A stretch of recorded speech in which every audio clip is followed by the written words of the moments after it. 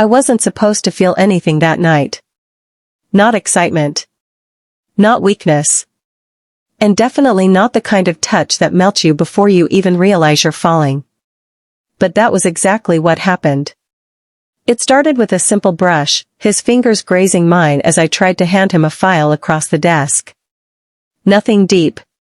Nothing intentional. Just skin meeting skin.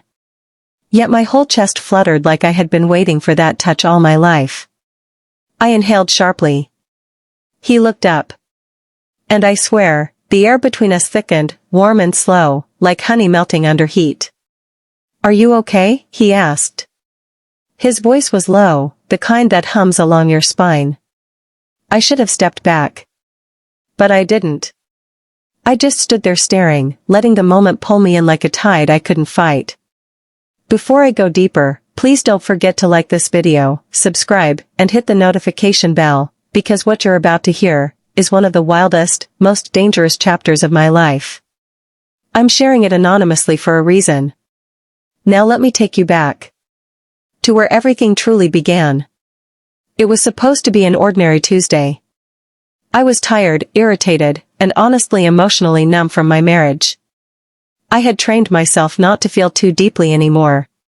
Not to expect softness, attention, or even warmth. Survival mode does that to you. But then he walked in. Michael. The new project consultant with the calm confidence of a man who knew he didn't need to try too hard. His presence filled the room the way scent fills a closed space, slow, silent, but impossible to ignore. I told myself not to notice him. I told myself not to look too long. But he noticed me first. "Are you the one handling client logistics?" he asked. "Yes," I answered, trying to sound professional. I'm the one." He smiled, slow, almost teasing, and my heartbeat tripped like it forgot its rhythm. From that moment, everything shifted. He'd pass by my desk just to ask unnecessary questions. He'd stand too close when we reviewed documents. He'd look at me like he knew something I wasn't saying. And I hated how much I liked it. But my lies were already building inside me, quiet, small, nameless lies.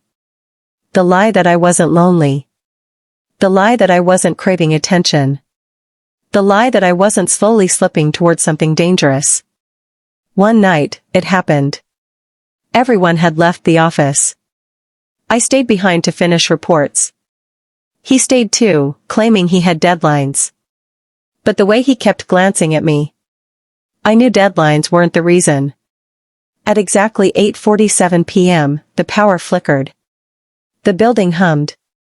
The silence thickened. He walked toward me slowly, like he was giving me time to stop him. But I didn't. I couldn't. "Can I ask you something?" he said, leaning on my desk. I nodded. "Why do you look like you're carrying sadness you never talk about?" That question hit me like a punch I wasn't ready for. Because it was true. Too true. I swallowed hard. Because happiness and we don't speak the same language anymore. For a second, he didn't move. He just studied me, his eyes softening. Then he touched my hand. A single touch, warm, slow, intentional. My breath escaped me like a secret I had been holding for too long. My skin tingled, my knees weakened, my heart surrendered before I could pull it back. His touch melted me. Completely. But what I didn't know then was that the lies I was hiding, the lies I thought were small, would eventually burn everything I touched. Everything. And this was only the beginning. I wasn't supposed to feel anything that night. Not excitement. Not weakness. And definitely not the kind of touch that melts you before you even realize you're falling. But that was exactly what happened. It started with a simple brush, his fingers grazing mine as I tried to hand him a file across the desk. Nothing deep. Nothing intentional. Just skin meeting skin.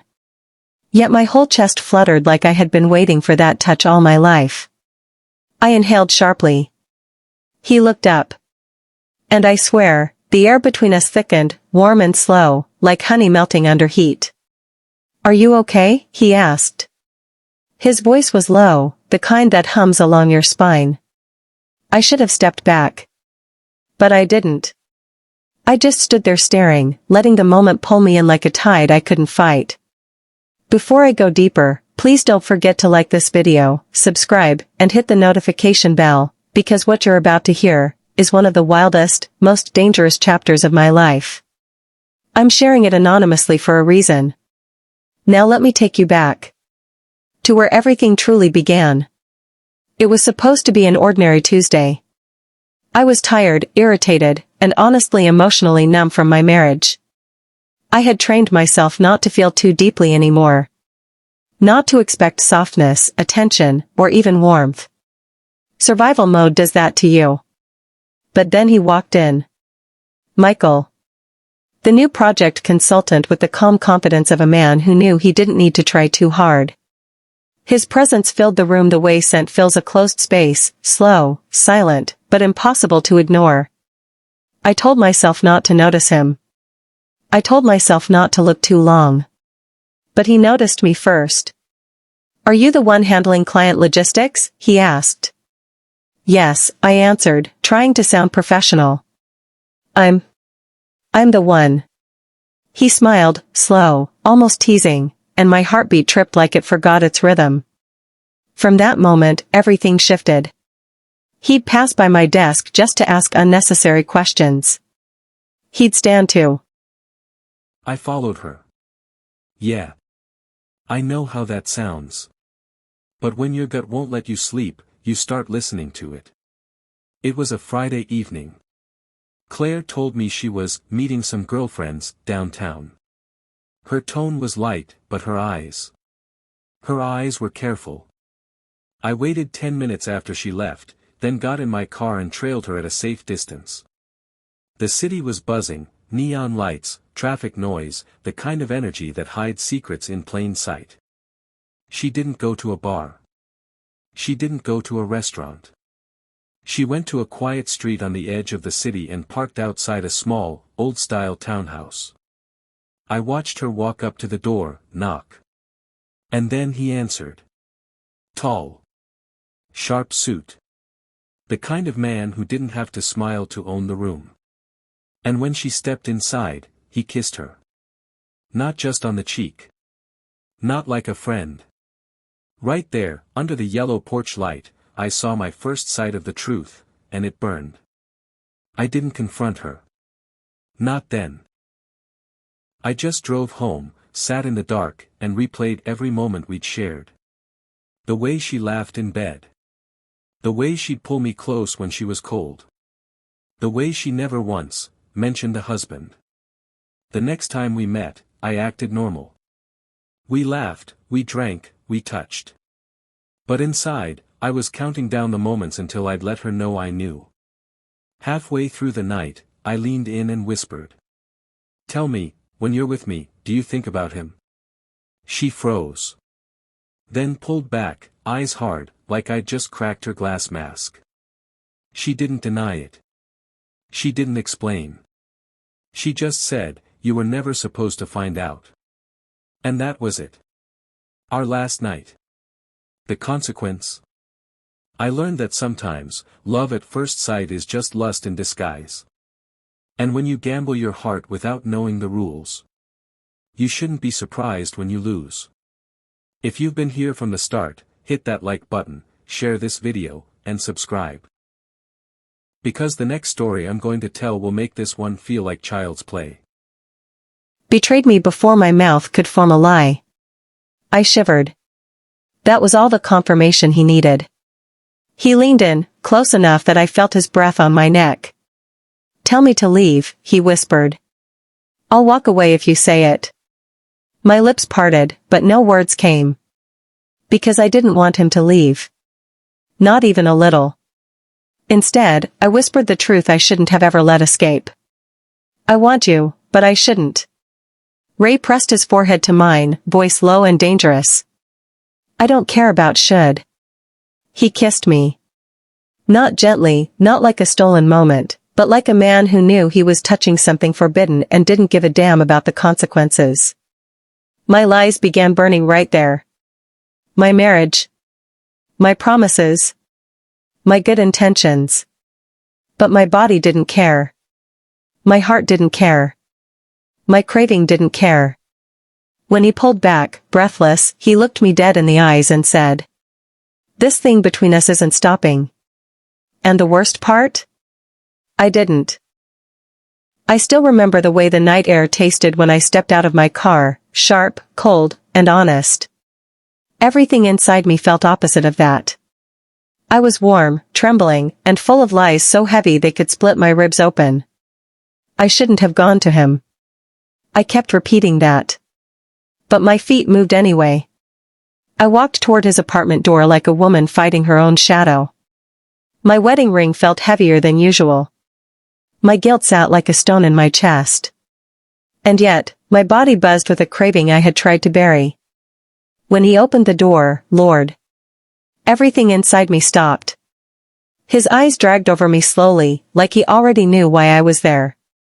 Like he had been waiting for the exact second I'd stop pretending I didn't want him. "Rough day?" he asked, voice low.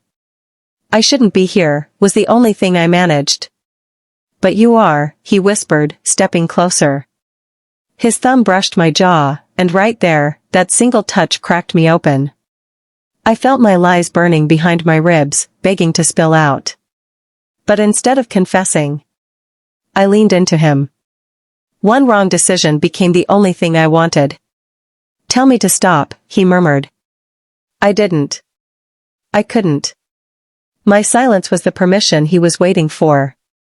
He pulled me in by the waist, and the moment his lips touched my neck, my knees weakened. My body answered him before my voice could. Every kiss melted the parts of me that had been frozen for months. Every breath he stole from my throat set fire to the lies I carried. Because the truth? I wanted him more than I wanted to be honest. Inside, the room was warm and dim. Soft lighting spilled across his skin, making him look like temptation crafted by hand. I stood there shaking, not from fear but from finally letting go of the resistance I had built. "You're shaking," he whispered. "You're the reason." That made him smile, slow, deep, dangerous. And he kissed me. Not gently. Not politely. Not with hesitation. No, he kissed me like he was calling out every secret I'd tried to bury. My lies curled at my feet like ashes. Every moment became a blur, his hands on my waist, my breath catching against his mouth, the way he lifted my chin when I couldn't look him in the eyes. "Stay tonight," he said. I didn't answer. I just stepped deeper into the flame. Somewhere between his lips and my surrender, I realized the truth. I wasn't breaking because of him. I was breaking because I had already chosen him long before this night. And my lies were finally catching fire. As he held my face and kissed me again, I knew I had crossed the line. There was no going back. This night melted me. This night changed me. This night burned everything I was trying to protect. I always believed fire started with a spark. But the fire between Daniel and me, it didn't start small. It started like an explosion, one touch, one lie, one moment I should never have allowed. And now, everything was burning. Him. Me. My home. My conscience. Even the air felt heavy, like smoke had replaced oxygen. The moment I slipped again, I told myself I would end things. I told myself I would walk into the office, avoid Daniel's eyes, keep my head down, and stay loyal to my husband, at least what was left of him in my heart. But the moment he walked past my desk, God, it was over. His cologne brushed my skin before his hand did. Then his fingers grazed my wrist, light, warm, dangerous. "Are you avoiding me?" he whispered. I swallowed hard. "I'm trying to fix my marriage." "And is it working?" That voice, too soft, too deep, too knowing. I didn't answer. Because the truth? No. Nothing was working. Everything was falling apart piece by piece. He stepped closer. My chest tightened. My breath tripped. Heat crawled over my body like a flame tasting dry wood. "Tell me to stop," he said softly. I didn't. I couldn't. I just stared at him, burning silently. And that was all the permission he needed. The touch that melted me. It was supposed to be a short conversation. But somehow we ended up in the storage room again, our terrible sanctuary. He closed the door behind us, and the sound echoed through my chest. Then he touched me.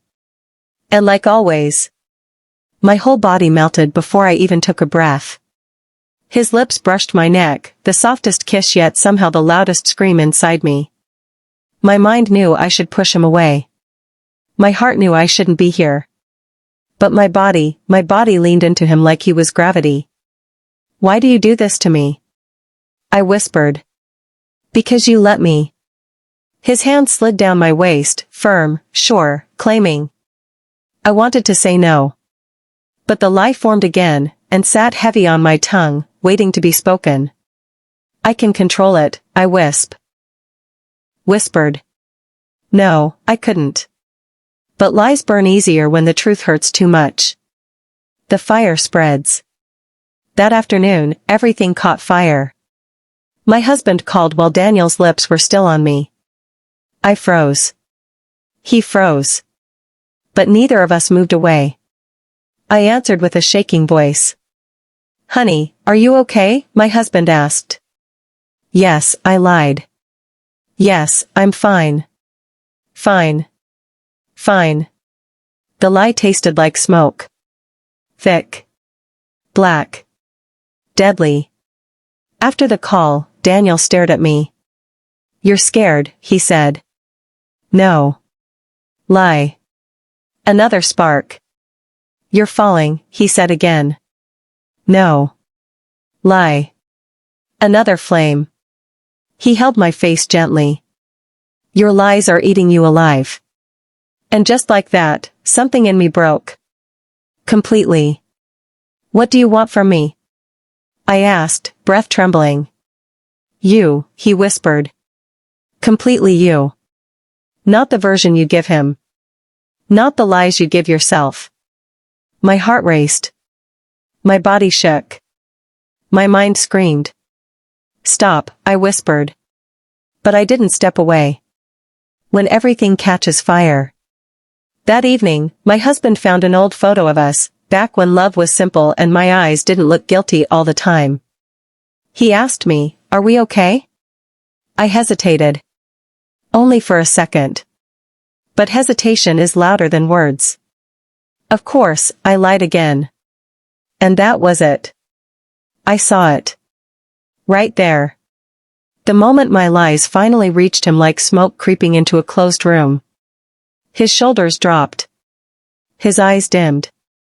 And the silence between us cracked like dry wood. I walked into the shower that night. And cried quietly as water mixed with guilt. Because I realized something terrifying. Daniel's touch melted me. But my lies were slowly burning everything down. I wish I could tell you that I stopped before the damage spread. But the truth? Some flames feel too good to run from, until they swallow you whole. It was raining that night, the kind of rain that beats on windows like a warning. I was standing in my living room, barefoot, my phone buzzing endlessly on the table. My husband had been calling for the past hour, but I couldn't answer, not with the storm happening inside me. And not with him standing in front of me. The one I shouldn't want. The one who made wanting feel like destiny. The one whose touch melted every part of me that I pretended was strong. "Are you sure about this?" he asked, his voice soft but trembling. I should have said no. I should have stepped back. I should have remembered everything I stood to lose. But instead, I stepped closer. "I choose you," I whispered. And choosing him felt like diving headfirst into fire with no intention of climbing out. He cupped my waist slowly, like he knew this was the moment everything would cross the point of no return. His forehead leaned into mine, breath warm, steady, dangerous. "You know your lies won't stay buried," he murmured. I nodded. Because I knew. God, I knew. Each kiss I took from him, each moment, was a truth I wanted, floating on top of a lie I kept feeding. But when his lips met mine this time, everything inside me broke open. He kissed me like he had been starving for years. I kissed him like he was the only oxygen left. His touch melted every rule, every fear, every vow. His hands traced my spine, my neck, my jaw, slow, claiming, overwhelming. I let it happen. I wanted it to happen. But in the beauty of that moment, the burn began. My phone rang again. My husband's name flashing across the screen like a reminder of the life I was sacrificing piece by piece. He saw the name. He looked at me. I looked away. That was the first crack. "You can't keep lying to both of us," he finally said, stepping back, breathing hard. "Someone's going."